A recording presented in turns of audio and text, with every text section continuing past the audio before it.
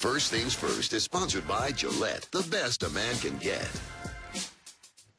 Welcome back to First Things First. We're now joined by Coach Eric Mangini. Now, we're talking about someone who's a great dad. What up, Coach? Good to see you. How are you? I talk to the sons now. They don't necessarily. He's a great dad, but not a good coach. Right, exactly. Just because your kids don't listen to your football advice doesn't make you a bad dad. I remember when I first came home from the Bronx, my boys were messing around. I'm like, what are you doing? What do you think you're doing? How are you talking like that? And they both were walking upstairs, and Jake turns to Luke and he goes, Dad's home. Party's over.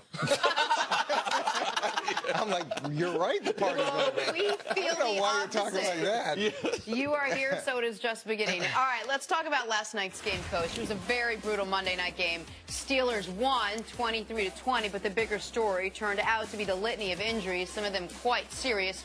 Ryan Shazier leaving the game early on with an injury that would later be diagnosed as a spinal contusion. Vontaze Burfict was carted off the field after being hit by Juju Smith-Schuster. Coach, how much harder is it to coach in a rivalry game like this when, as CeCe said earlier, the competition turns combative?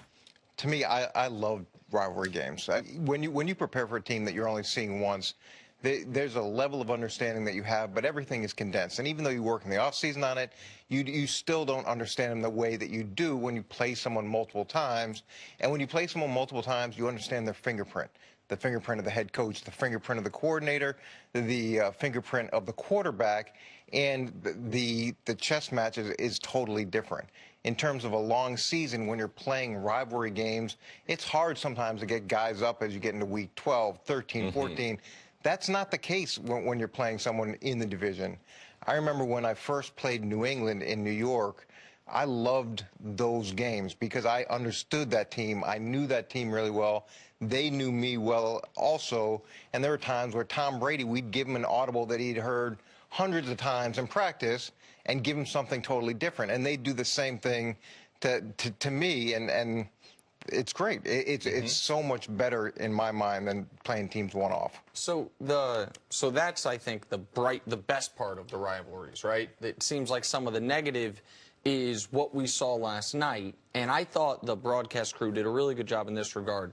They kept pointing to a quote from, I think it was Ben Roethlisberger, which was talked about the difference between when the Steelers play the Ravens and when the Steelers play the Bengals. So when we play the Ravens, we know it's going to be intense. We know it's going to be a hard game. There's enormous respect on both sides. And he said, when we play the Bengals, I'm worried someone's going to get injured. In your career coaching, was with the Patriots or someone else, was there ever a time where there was a similar matchup like that, where as a coach you held your breath a little bit going into it, like, man, all football's physical, all football's dangerous, but this game, this matchup, particularly so every year?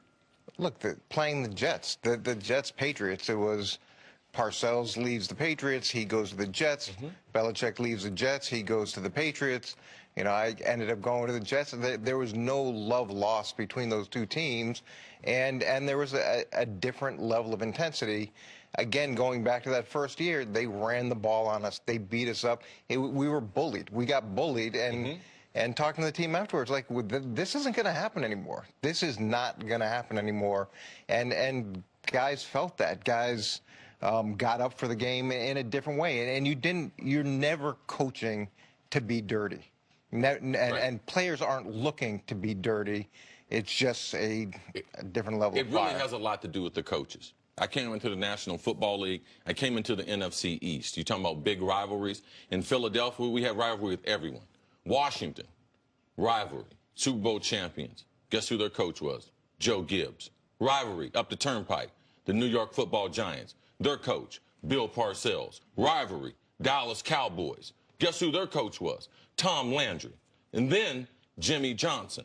The only team we had a problem with was the Cowboys. And the reason why, because we were coached by Buddy Ryan, who allowed stuff like that to happen. And the Cowboys were coached by Jimmy Johnson, and that's when we had the bounty game, when the kicker was taken out by someone in the front line, and they put a price on his head to be paid. So it's a lot to do with the coaches. So Baltimore and Pittsburgh, Tomlin has a lot of respect for Baltimore and how they do things. So you don't see the altercations. But there's no respect from a coaching staff, from a management standpoint, from the Bengals to the Steelers. And it reflects by the players and how the players play the game. So when you see these rivalries, yes, they're good for the game, but a lot of times, is it combative or is it competitive? It's based on the coaches, based on my years in the NFL. Hold on, you mentioned, you kind of glossed over the bounty game, which seems like it's famous in your memory. I'm not sure if the audience knows exactly what you're talking about. Yeah, that's when the players took out a bounty on players to knock them out of the game. There was even a higher price if they were carted off the game. And Luis Zendejas, the kicker, who used to be the Philadelphia kicker, was knocked out by someone in the front wall who went after him after he kicked the ball. So, and it led to a bunch of stuff like what we saw last night. And look, we've come a long way over the last 15, 20 years, moving away from those types of things. And I've known Marvin Lewis for a long time as well. He doesn't coach that way to where he's looking to get someone hurt or the no, he doesn't coach that way, but he's acquired players that he's allowed to play that way. When you look at their roster and you look at the guys who are involved in these things, these are guys that he handpicked.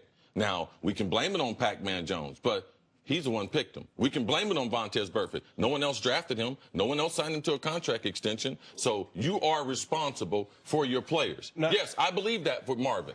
And he has coached well. But in Cincinnati, against the Steelers, it's gotten out of hand. And this is not the first time. And I would just say about the Bengals, since Marvin's got there, though, it's come a long way from what Cincinnati used to be. Well, Cincinnati used to be the longest yard. Yeah, he's made tremendous strides, but there still is an element of when you have games like this where the tension runs high and the rivalry is there and the competition is there between two teams, how do you get these guys to focus, to rein it in, and to not let a game turn into what we saw last night?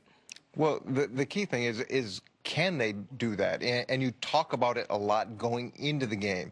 You try to show examples of guys on the other team who are going to try to initiate problems, who are going to try to get you into some type of conflict where you strike second. Yeah, where you identify get thrown. Those guys early. Yeah, and so going into it, if you know this player is going to try to goat me into doing something silly and get a penalty, you don't fall for that. And as much as you coach that and as much as you explain that, in the heat of the moment when someone does something to you, right, the typical reaction is to strike back. And it takes a lot of discipline to get guys not to do that. I asked CC this question at the start of the show. I'm now going to ask the coach's perspective, because the guy who didn't play, who didn't coach, the most remarkable thing to me about football players is the ability to compartmentalize. I was shaken up sitting on my couch after what I saw what happened to Ryan Shazier. Now, if people are just waking up, looks like he's going to come home on Tuesday. The Steelers said he's not going to need surgery, so it looks like it's a best-case scenario from what looked to me like this young man might be paralyzed from the waist down. That's what it looked like the fear was. As a coach, when you see what could be a catastrophic injury to one of your guys, what do you say to the guys? Do you have to say anything to the guys? Because the game's about to start back up. Mm-hmm. What do you do? You're around it so much, and everybody goes into this, especially in pro football, understanding what the risks are. And we've all, through the years, been part of injuries that are maybe not catastrophic, but devastating, career-ending, things like that. And entering into it with full knowledge of what the possibilities are, I think allows you to move forward. And no one likes it. No, there's no way to put a good spin on it or anything like that. But you just understand going in what the risks are. Right. There's two things that are awful about being a head coach. One is the day you have to cut players. The day you have to tell a player his dreams, they're not going to come true for that team. And another is when you have to walk out there on the field and you see a guy who's a powerful athlete, strong as can be, as much pride as any man can humanly have, and he can't move. And you have to walk out there and you're trying to think the worst case scenario, how you're going to explain this to his family, how you're going to explain it to his teammates. Those are bad situations. And head coaches, that's why I believe there's only a few who can really do it the right way, because they're put in those tough situations all the time. All right, Coach, stick around. Stay with us. Coming up, Ben McAdoo is out, but is any of this actually his fault? We'll discuss next on First Things First.